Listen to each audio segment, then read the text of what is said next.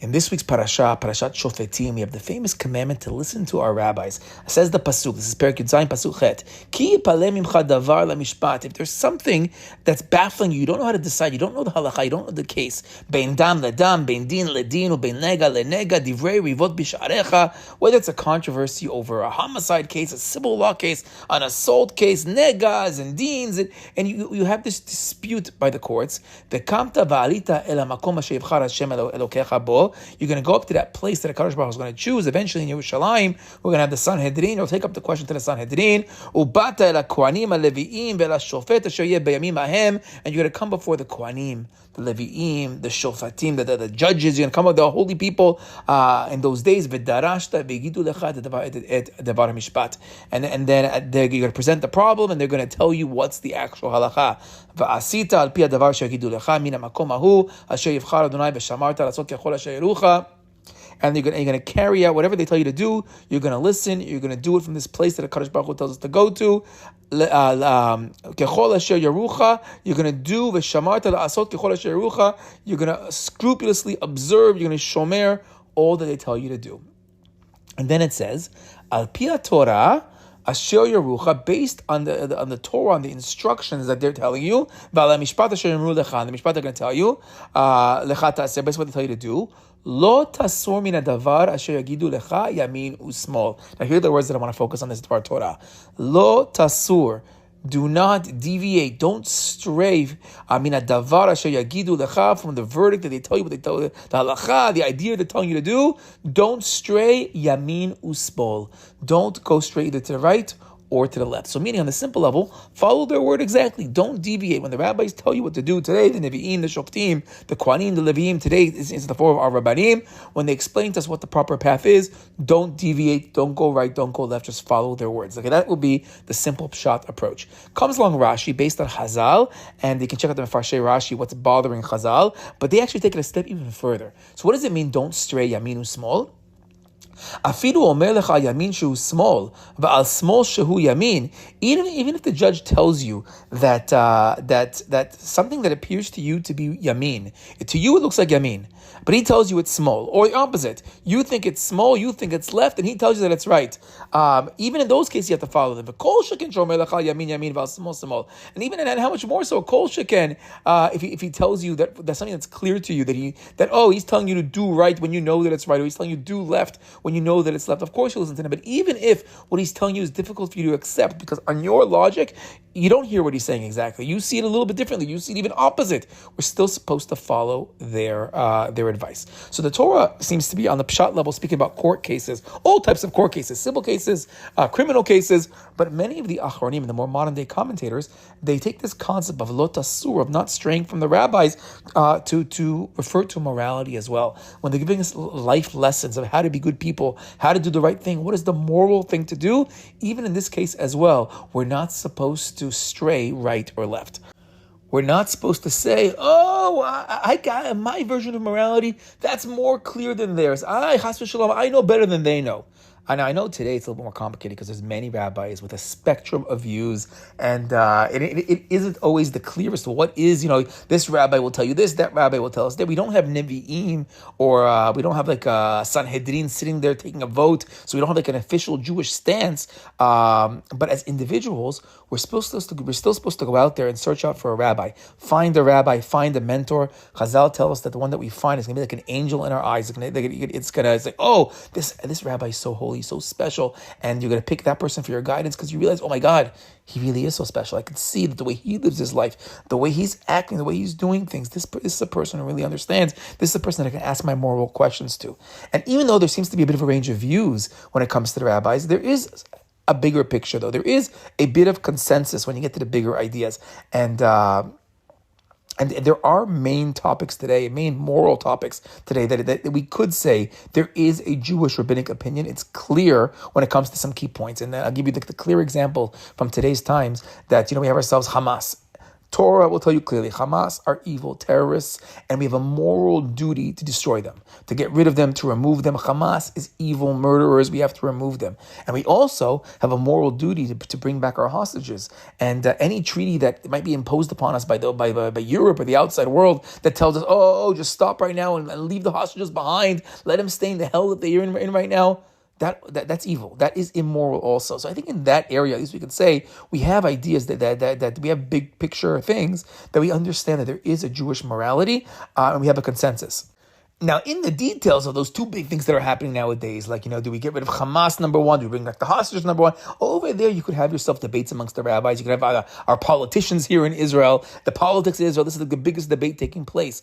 But the base of morality, that Hamas is evil and must be destroyed, and that we have to save our hostages, these ideas are basic Jewish thoughts. So our pasuk says right now, don't stray al tasur from Jewish morality, right or left. Even if your personal morality, what you've been raised with or you've been taught from those outside sources are telling you that Jewish morality is chas v'shalom left when you see right, or when you see right and chas v'shalom you think that Judaism is telling you to do left, humble yourself. Nullify yourself to the greater system of the wisdom of our people. Now, Kabbalistically, when it says don't stray right or left, so I saw brought down that the Mekubalim tell us, we know the right side corresponds to Chesed, it's the midah of kindness. It's the side of Avraham Avinu, who's the pillar of kindness. That's the right side. But the Mekubalim say there's also a counter negative on the right side. There's a fake Chesed, a klipa of Chesed in Kabbalistic terms, and that is referred to as, that is known as Yishmael. Avraham's son Yishmael, he got the Zohama from Avraham, and that Zohama that he got, that negative energy part became like this negative chesed. He too is found on the right side. He too is Yamin, but his chesed, something goes off. So we know that Avraham is all about guests and welcoming people. We know Yishmael today, they also symbolize themselves on Haknasat Orchim and bringing in those guests. We've all been to those Bedouin tents where they talk to us how they learned from Abraham, their forefather, to invite people in. But Chazal also tell us that their chesed gets abused. It gets over chesed, and that's what leads to arayot. And they say that the higher rate of arayot, of sexual immorality, too much chesed, too much love, that takes place in the Yishmael world more than in other places. Okay. So don't stray after the right. Don't stray after the ideologies of Yishmael, the ideologies of the Middle East. We're not supposed to go completely in that direction. At the same time, don't stray after the left, the small. Now, what's the small? So, Kabbalistically, the small corresponds to Yitzchak's side. Yitzchak is known as the Din, the Gvura, the strict justice, Pachad Yitzchak. Now, who's the counter force of Yitzchak? Who's the counter, the negative klipa of Gvura, of Din? That would be Yitzchak's son that got the Zohama of the Din, and that would be Esav. Esav was known for his ka'as, his extreme anger and his murder. Esav was seen in the times of the Rishonim as the Christian world that was doing its crusades, murdering Jews along the way as they went to go make the holy battles in Yerushalayim. Actually, I read today an unbelievable idea that the name Yeshu, Jesus' name Yeshu, is a Yud, Shin, Vav, Ayin, are the same letters as Esav. That Esav really came into the Christian world, and today that Christian world has now evolved into what we know as the Western world. So the left corresponds to Western values. So don't stray after the left, don't stray after the Western values when they contradict our morality. We see today clearly, it's so clear today how far some of the Western values, how far they think they've progressed so far, when really they're saying things that are so immoral. But we have to understand that don't stray to the left, don't stray to the right. Now, actually, I saw that a cute question was asked: which of the two sides are closer to us? Maybe one is closer, maybe the Chesed side, maybe the Gevurah side, maybe Ishmael, maybe Yitzchak. So I saw it's a bit of a machloket, because on the one hand, Esav comes from a Jewish mother. His mother was Rivka, and then most converts to Judaism today come from Esav. The Christians are much faster to become Jews than the Muslim world will. It's also common to speak about Judeo-Christian values. We don't speak as much about Judeo-Muslim values. So there is also a concept that there is certain, even in morality level, certain areas where we tend to be closer in today's generation. On the other hand, Islam has practical laws. It's orthopractic. It's not just orthodox. It actually does things. It has their version of law, their version of commandments. Also, their understanding of monotheism. It's closer it's closer to the real emet. I saw brought down that the right and left also corresponds to the first and second commandments of the 10 commandments. Ishmael corresponds to the first. He's the right side. He's the first one. So he corresponds to Anochi Hashem, belief in only one God. And even though they have some corrupted ideas of God, they still have at their core monotheism. While Esav, he corresponds to the second commandment, Lo yeh lecha, you can't have other gods. So while they try to get to oneness, their whole Trinity aspect complicates things, corrupts ideas. So their corruption takes place with the second commandment. Okay, but now let's go back to our pasuk. Lo tasur min hadavar asher yagidu lecha yamin u-Smol. Don't stray from the words our rabbis teach us, from our Torah, our morality. Don't stray, not to the right, not to the left, not to the east, not to the west, not to Esav, not to Ishmael. In the clash of civilizations of Christianity versus Islam, the west versus the east, Israel is neither. Geographically, physically, we're at the crossroads, we're in the middle, but so too philosophically. Philosophically, we're not the Yamin, we're not the Smol. Don't stray after their values. The current war against Gaza, it's so complicated for us morally. It's difficult. We understand that Israel's in the Middle East, so we have to show strength here to survive. We have to destroy evil. That's the moral thing to do. It's justified to fight other people, to kill in order to return our loved ones. We have loyalty to our people. That's also a positive moral value. At the same time, we need to balance that with acting in a moral kind of way, caring for humanity, but not in the extreme Western approach of us having to die for the sins of our enemies. That's not the way we think. Ki mitzion tetzeh Torah. From Israel, from Zion, that's where the Torah comes from. We are the center. Everyone criticizes us from the other two extremes, but we're at the center. Our morality looks for a balance. And we have to be careful, because even picking a side to be closer to one, that also comes with danger. Oh, I'll place my lot with the Western countries. They'll take care of me. Oh, I'll make a deal with Saudi Arabia. Then it's all going to be good. Says the pasuk in Mishlei, a similar pasuk in Mishlei, Perek Hey, pasuk Kav Zayin. Al tet yamin u-Smol, haser raglecha mera. Don't swerve to the right or to the left. Keep your feet from evil. So again, this concept of don't swerve to the right or to the left.